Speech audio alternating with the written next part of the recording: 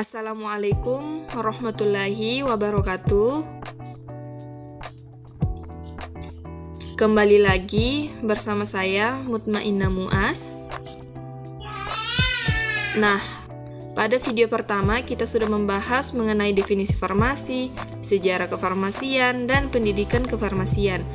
Dan di video kedua kita juga sudah membahas mengenai bentuk-bentuk sediaan farmasi.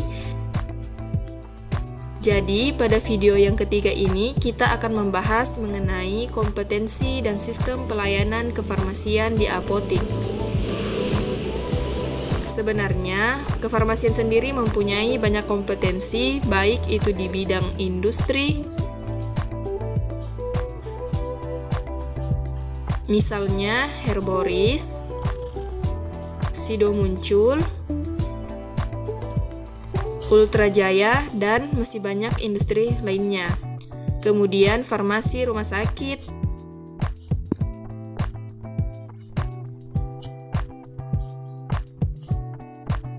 puskesmas, dan apotik. Namun, yang akan kita bahas pada video ini yaitu kompetensi dan pelayanan kefarmasian di apotik. Adapun topik pembahasan kita pada video kali ini yaitu yang pertama apotik, kemudian pelayanan kefarmasian, dan kompetensi kefarmasian di apotik. Nah, yang pertama kita akan membahas mengenai apotik. Menurut Peraturan Pemerintah Republik Indonesia Nomor 9 Tahun 2017 tentang apotik, menyebutkan bahwa apotik merupakan sarana pelayanan kefarmasian, tempat dilakukan praktik kefarmasian apoteker dan tenaga kefarmasian lainnya. Misalnya, Diploma 3 Farmasi atau Strata 4 Farmasi, Sarjana Farmasi, maupun lulusan SMK Farmasi. Yang kedua yaitu pelayanan kefarmasian. Saat ini pelayanan kefarmasian telah bergeser orientasinya dari obat ke pasien, yang mengacu kepada pelayanan kefarmasian atau disebut dengan pharmaceutical care. Kegiatan pelayanan kefarmasian yang semula hanya berfokus pada pengelolaan obat sebagai komoditi menjadi pelayanan yang komprehensif yang bertujuan untuk meningkatkan kualitas hidup pasien. Sebagai konsekuensi perubahan orientasi tersebut, apoteker dituntut untuk meningkatkan pengetahuan, keterampilan, dan perilaku untuk dapat melaksanakan interaksi langsung dengan pasien. Bentuk interaksi tersebut antara lain adalah melaksanakan pemberian informasi obat dan memonitoring penggunaan obat. Apoteker harus memahami dan menyadari kemungkinan terjadinya kesalahan penggunaan obat atau disebut dengan medication error dalam proses pelayanan. Oleh sebab itu, apoteker atau tenaga kefarmasian dalam menjalankan praktik harus sesuai standar yang ada untuk menghindari terjadinya hal tersebut. Pelayanan kefarmasian di apotik meliputi dua kegiatan, yaitu kegiatan yang bersifat manajerial dan pelayanan farmasi klinik. Nah, kegiatan yang bersifat manajerial yaitu berupa pengelolaan sediaan farmasi, alat kesehatan, dan bahan medis habis pakai yang dilakukan sesuai dengan ketentuan perundang-undangan yang berlaku, yang meliputi perencanaan, pengadaan, penerimaan, penyimpanan, pemusnahan, pengendalian, pencatatan, dan pelaporan.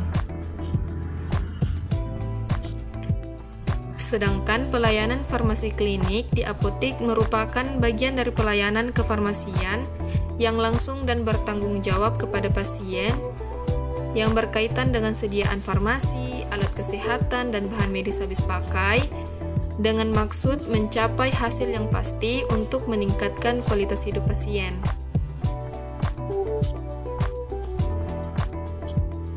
Nah, dan yang ketiga yaitu kompetensi farmasi di bidang apotik. Menurut WHO atau World Health Organization, kompetensi farmasi atau apoteker menurut WHO dikenal dengan 8 stars pharmacist, yaitu caregiver, decision maker, communicator, leader, manager, lifelong learner, teacher, and researcher.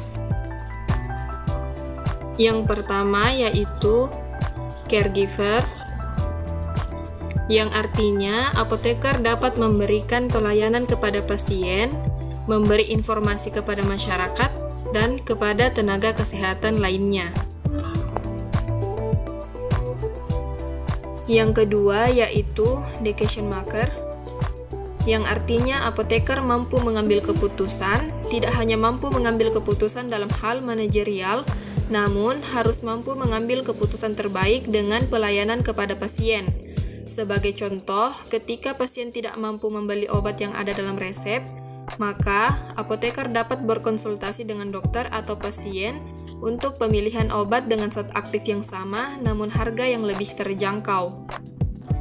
Yang ketiga yaitu communicator, yang artinya apoteker mampu berkomunikasi dengan baik dengan pihak ekstern, yaitu pasien atau customer, dan pihak intern, yaitu tenaga profesional kesehatan lainnya. Yang keempat yaitu leader. Artinya, apoteker mampu menjadi seorang pemimpin di apotik. Sebagai seorang pemimpin, apoteker merupakan orang yang terdepan di apotik, bertanggung jawab dalam pengelolaan apotik melalui dari manajemen pengadaan, pelayanan, administrasi, manajemen SDM, serta bertanggung jawab penuh dalam kelangsungan hidup apotik. Yang kelima yaitu manajer. Artinya, apoteker mampu mengelola apotik dengan baik dalam hal pelayanan, pengelolaan manajemen apotik, pengelolaan tenaga kerja, dan administrasi keuangan. Untuk itu, apoteker harus mempunyai kemampuan manajerial yang baik, yaitu keahlian dalam menjalankan prinsip-prinsip ilmu manajemen. Keenam yaitu lifelong learner. Artinya, apoteker harus terus-menerus menggali ilmu pengetahuan, senantiasa belajar, menambah pengetahuan dan keterampilan, serta mampu mengembangkan kualitas diri. Yang ketujuh yaitu teacher. Artinya, apoteker harus mampu menjadi guru, pembimbing bagi stafnya, kemudian harus mau menekuni profesinya, tidak hanya berperan sebagai orang yang tahu saja, tetapi harus dapat melaksanakan profesinya tersebut dengan baik. Dan yang terakhir yaitu researcher. Artinya, apoteker berperan serta dalam berbagai penelitian guna mengembangkan ilmu kefarmasiannya. Jadi, itulah tadi sedikit penjelasan saya mengenai apotik,